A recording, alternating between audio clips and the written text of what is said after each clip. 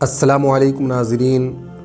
جیسے کہ ہم جانتے ہیں کہ بس چند ہی دنوں میں رمضان المبارک کا مہینہ شروع ہونے والا ہے۔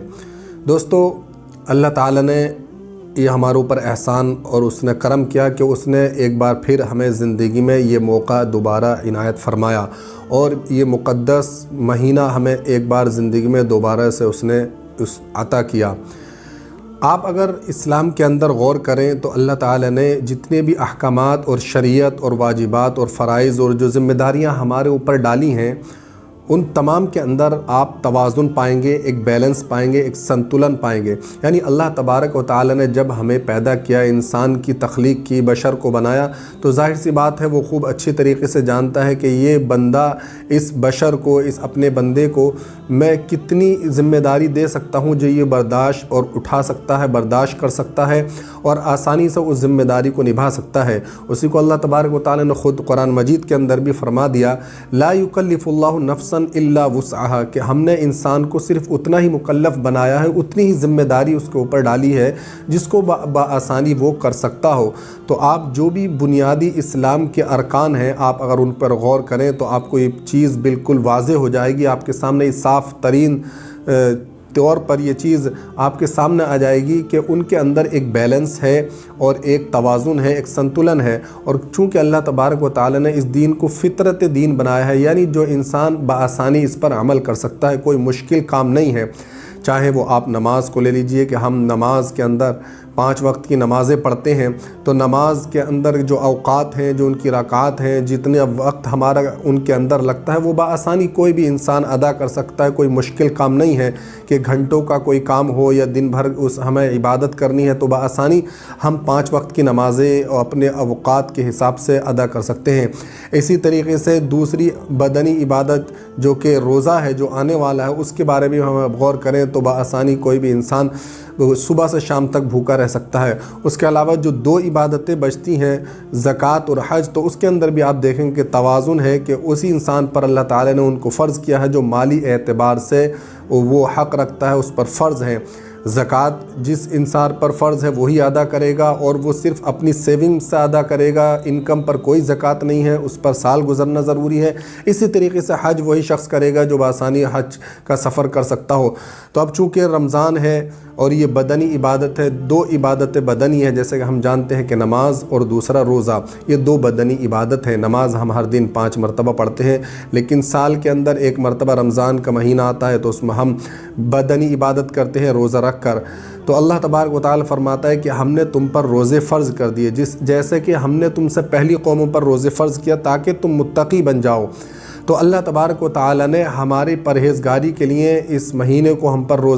پر روزوں کو ضروری قرار دیا ہے، اور روزہ رکھنا ہر مسلمان عاقل بالغ پر فرض ہے۔ کوئی بھی شخص اس فرض سے سبکدوش نہیں ہو سکتا، الا یہ کہ کسی کو مجبوری ہے، کوئی ایکسیپشن ہے، تو پھر اس کے لیے اسلام میں سہولتیں اور آپشن رکھے گئے ہیں، اور اس کا الگ ایک اللہ تبارک و تعالی نے اس کا مسئلہ رکھا ہے، لیکن کسی کو بھی اس سے چھٹکارا نہیں ہے۔ تو اب چونکہ رمضان المبارک کا مہینہ آ رہا ہے تو ہمارے لیے خوش نصیبی ہے کہ ہم اس مہینے کا بھرپور فائدہ اٹھائیں۔ دوستو، ہم جانتے ہیں کہ رمضان کا جو مہینہ اس کے اندر اللہ تبارک و تعالیٰ اپنی رحمتوں کے دہانے کھول دیتا ہے، گویا کہ وہ ثواب کے آفرز کو بے شمار بڑھا دیتا ہے۔ ہم دنیا کے بہت سارے آفرز اور ڈسکاؤنٹ پر غور کرتے ہیں، لیکن اللہ تبارک و تعالیٰ رمضان کے اندر فرماتا ہے کہ وہ نفلی نماز کو فرض کے برابر کر دیتا ہے، اور فرض نمازوں کو 70 اور 700 گنا تک انسان، یعنی اللہ تبارک و تعالیٰ نے محدود نہیں رکھا، بلکہ اس کی کوئی اعداد و شمار نہیں ہے، بلکہ انسان کتنے اخلاص اور کتنی رضا کے ساتھ اللہ تبارک و تعالیٰ کی عبادت کرتا ہے، اسی اعتبار سے اتنے ہی گناہ اس کو جو ہے اتنے ہی زیادہ اس کو ثواب ملتا ہے، اتنا ہی گناہ اس کو اتنی زیادہ اس کو ثواب ملتا ہے۔ اور یہ اس لیے بھی کہ اس کی کس طرح کی نیت ہے، تو کوئی قید نہیں ہے کہ صرف 70 ہی یا 700 طے کی، بلکہ آپ جتنی اخلاص سے اللہ تبارک و تعالی کی عبادت کرتے ہیں اسی اعتبار سے آپ کو ثواب ملے گا۔ اور فرمایا کہ جس نے اس کی ثواب کے ساتھ اللہ تبارک و تعالیٰ کے لیے روزہ رکھا، اس کے اللہ تبارک و تعالیٰ گناہ معاف فرما دیتا ہے۔ اسی طرح اس کے اندر بہت ساری اللہ تبارک و تعالیٰ نے ہمارے لیے آفرز رکھ دیے ہیں۔ اس کے اندر قرآن کریم بھی نازل ہوا، اور اس کے اندر ہم قرآن کریم سننے اور سنانے کا بھی اہتمام کرتے ہیں۔ اس کے اندر شب قدر بھی ہے جو کہ خیر من الف شہر، 1000 راتوں سے زیادہ افضل ترین رات ہوتی ہے۔ اس کے اندر اعتکاف بھی کرتے ہیں، اور اس کے اندر دیگر تراویح کا بھی ہم اہتمام کرتے ہیں، یعنی بے شمار ہمارے لیے آفرز اللہ تبارک و تعالیٰ دیتا ہے، اور پھر ساتھ میں اللہ تبارک و تعالیٰ اس مہینے کے اندر ڈسکاؤنٹ بھی دیتا ہے کہ اس مہینے کے اندر اللہ تبارک و تعالیٰ اپنے بہت سارے بندوں کو جہنم سے نجات عطا فرماتا ہے، ان کی مغفرت فرماتا ہے۔ تو خلاصہ کلام یہ کہ یہ مہینہ ہمارے لیے بہت ہی عظیم ترین مہینہ ہے اور مبارک مہینہ ہے، اور ہماری اور آپ کی یہ ذمہ داری بنتی ہے کہ ہمیں اس مہینے کا صحیح طور پر حق ادا کریں اور ہر حال میں روزہ ہم رکھیں، کسی حال میں بھی ہم روزہ نہ چھوڑیں۔ اگر کوئی ہماری مجبوری ہے تو پھر اس مجبوری کا ہم جو مسئلہ بنتا ہے وہ معلوم کر کے اس کا ہم مسئلے کا حل کریں، اور بعد میں ہم روزہ رکھ سکتے ہیں۔ کوئی بیماری ہے یا بڑھاپے کی وجہ سے کوئی ہمیں عذر ہے تو پھر ہم بعد میں روزہ رکھ سکتے ہیں، لیکن بلا وجہ روزہ چھوڑنا بہت ہی بڑا گناہ ہے۔ اگر کسی شخص نے جان بوجھ کر ایک روزہ بھی چھوڑا تو یہ آتا ہے کہ وہ زندگی بھر بھی اگر روزہ رکھتا رہے تو اس روزے کی وہ تلافی نہیں کر سکتا۔ تو اس حال میں ہمیں کسی حال میں بھی روزہ نہیں چھوڑنا چاہیے اور اس کا اہتمام کرنا چاہیے۔ اور پھر اگر آپ غور کریں تو روزہ رکھنا ہمارے جسم کے اعتبار سے بہت ہی مفید ہے۔ ڈاکٹر صاحب اگر آپ مشورہ لیں گے تو وہ آپ کو بتائے گا کہ بھائی جس طرح کا آپ کھانا کھاتے ہو بہت ہی وہ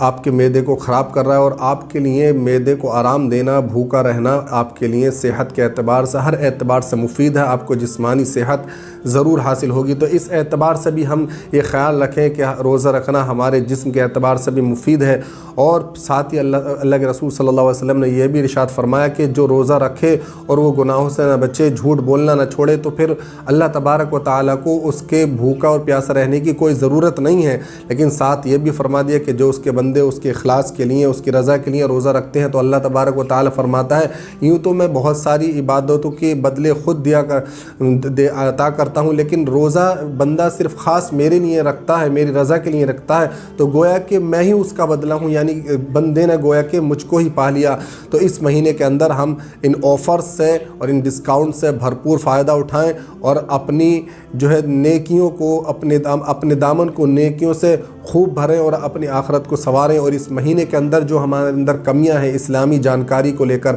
آج کل ہم دنیا کے اعتبار سے ہر جانکاری انفارمیشن اپنے پاس رکھتے ہیں، معلومات رکھتے ہیں، لیکن دینی اعتبار سے ہمارے اندر بڑی کمیاں ہیں۔ ہماری نمازیں درست نہیں ہیں، ہمارے کلمے صحیح سے یاد نہیں ہیں، ہماری نماز کے ارکان اور جو ضروری چیزیں ہیں، اسلام کی بنیادی شرائط ہیں، وہ ہمارے ازبر نہیں ہے۔ تو اس طرف بھی ہم خیال ضرور کریں کہ اس مہینے کو اس اعتبار سے بھی کارآمد بنائیں کہ ہم اپنی تمام کمیوں کو دور کر لیں تاکہ ہمارے اندر کوئی کمی باقی نہ رہے، اور ہم جو بھی عبادت کریں اس کا 100% ہمیں اللہ تبارک و تعالیٰ کے وعدے کے مطابق ظاہری اعتبار سے بھی اور باطنی اعتبار سے بھی بھرپور جو ہے ہمیں اس کا ثواب ملے۔ اللہ تبارک و تعالیٰ سے دعا ہے کہ وہ ہمیں اس مہینے کو جو اس کے مطالبے ہیں، جو تقاضے ہیں، انہیں ادا کرنے کی توفیق عطا فرمائے، اور جو اس مقصد سے اللہ تبارک و تعالیٰ نے اس مہینے کو رکھا ہے اس کا صحیح مقصد سمجھنے کی توفیق عطا فرمائے۔